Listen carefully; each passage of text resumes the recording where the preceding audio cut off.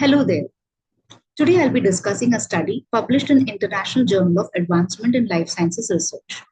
The study titled Assessment of Prevalence, Determinants and Management of Potential Anti-Diabetic Drug Interactions Altering Glycemic Control in Patients with Type 2 Diabetes mellitus was conducted in a tertiary care hospital, Kerala.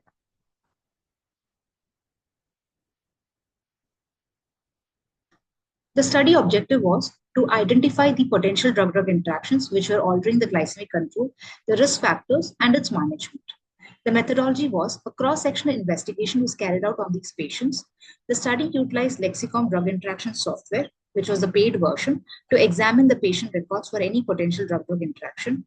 And for that, all the prescribed medications were entered individually into the interaction checker, and the interactions which only impacted the glycemic control were identified and documented. The study procedure was, firstly, each interaction was given a code. The interaction was then categorized based on the severity into minor, moderate, or major interaction. Lexicon has classified the interaction into 5 categories: Category A, B, C, D, and X. Category B indicates that there is no action needed.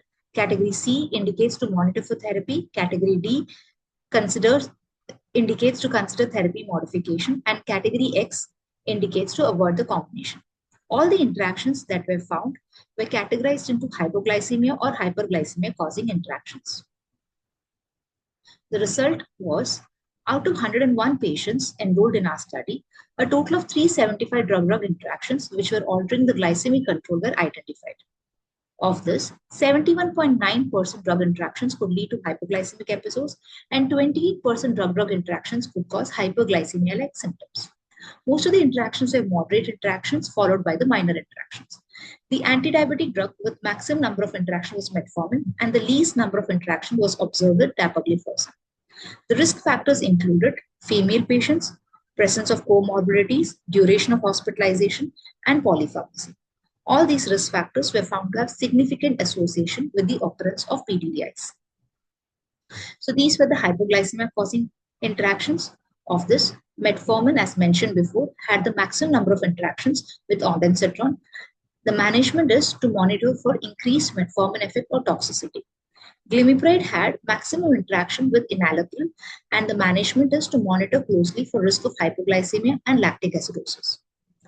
Whereas dapagliflozin had the minimum number of interactions, only 6 patients had this interaction with levofloxacin, and the management is to monitor for evidence of hypo or hyperglycemia. Hyperglycemia causing interactions were metformin when given with telmisartan, glimepiride when given with hydrochlorothiazide, and dapagliflozin when given with furosemide. So the study conclusion is that there was a significant occurrence of potential drug-drug interaction in patients with PDDI, in patients with diabetes.